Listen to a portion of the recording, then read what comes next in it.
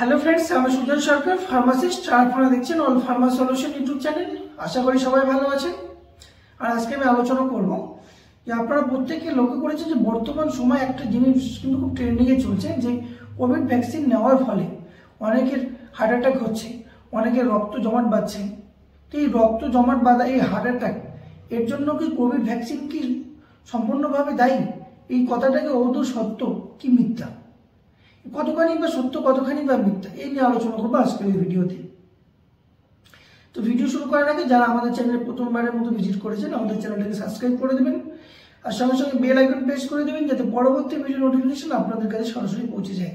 এই Covid vaccine কিন্তু আমরা প্রত্যেককে নিয়েছি, কেউ দুটো, কেউ তিনটে করে ভ্যাকসিন কিন্তু আমরা নিয়ে নিয়েছি। এখন আমাদের প্রত্যেকের মনে কিন্তু এই টেনশনটা কিন্তু জন্ম নেবে যে ভ্যাকসিন নেওয়ার ফলে আমারও সেই সাইড এফেক্ট হবে না তো, আমারও হার্ট অ্যাটাক হবে না তো, আমারও রক্ত জমাট বাঁধবে না তো। তো এখানে যে সাইড এফেক্টের কথা, যে কোন কোভিড ভ্যাকসিনটার ফলে এই সাইড এফেক্টগুলো দেখা যাচ্ছে, সেটা হলো যে কোভিশিল্ড। এই কোভিশিল্ড যে ভ্যাকসিনটা, এই কোভিশিল্ড ভ্যাকসিনটা তৈরি করেছে অ্যাস্ট্রাজেনিকা। তো এই অ্যাস্ট্রাজেনিকা তৈরি করেছে এই ভ্যাকসিনটা। তো এই ভ্যাকসিনটা কি হয়, একটা ভ্যাকসিন যখন মানুষের শরীরে দেওয়া হয়, যখন করোনা যখন আসে, তখন এই যে অ্যাস্ট্রাজেনিকা যে ইনস্টিটিউট, সেই অ্যাস্ট্রাজেনিকা ইনস্টিটিউট কিন্তু এই কোভিড শিল্ড যে ভ্যাকসিনটা, সেই ভ্যাকসিনটা কিন্তু তৈরি করেছে।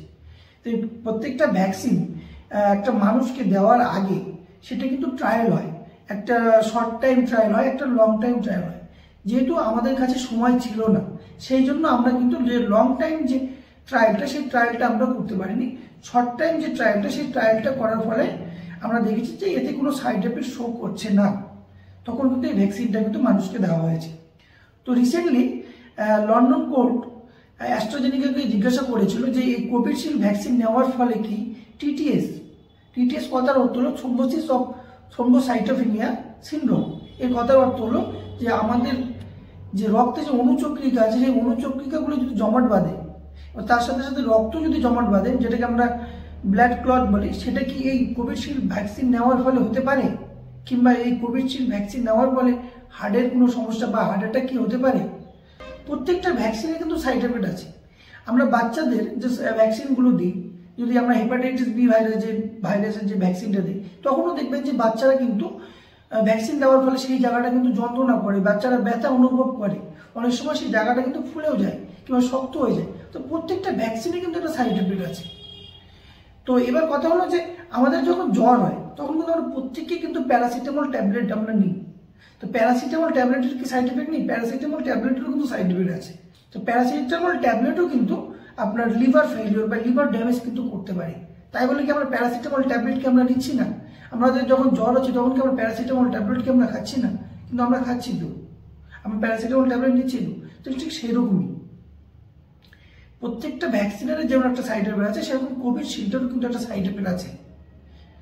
তো এই কোভিশিল্ডের যে সাইড এফেক্ট, যে ব্লাড ক্লটটা আমরা বলছি, সেই ব্লাড ক্লট মানে যে রক্ত জমাট বাঁধা, সেটা তখন হবে যদি আপনি ভ্যাকসিন নেওয়ার 6 থেকে 42 দিনের মধ্যে যদি আপনার রক্ত জমাট বাঁধে, সেটাকে আমরা কোভিশিল্ডের সাইড এফেক্ট হিসেবে ধরে নেবো, যে কোভিশিল্ড ভ্যাকসিন নেওয়ার ফলে সেই সাইড এফেক্টটা দেখা দিয়েছে।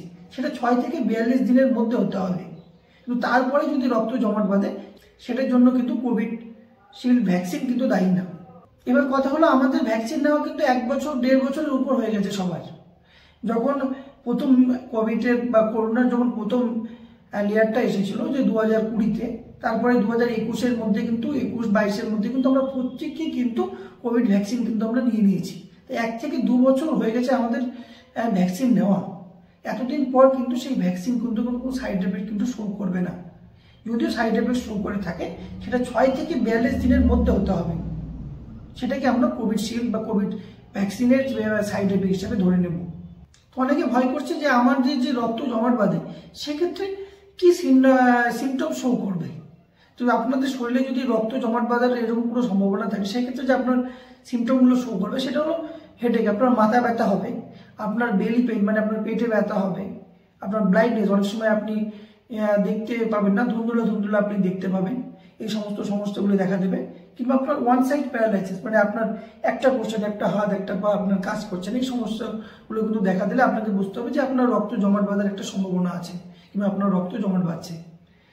আর হার্ট অ্যাটাকের কথা যেটা বলছিলাম, যে অনেকেই প্রশ্ন করছে যে কোভিড ভ্যাকসিন নেওয়ার ফলে হার্ট অ্যাটাক হচ্ছে না তো। না, কোভিড ভ্যাকসিন নেওয়ার ফলে হার্ট অ্যাটাক হওয়ার কোনো সম্ভাবনা নেই।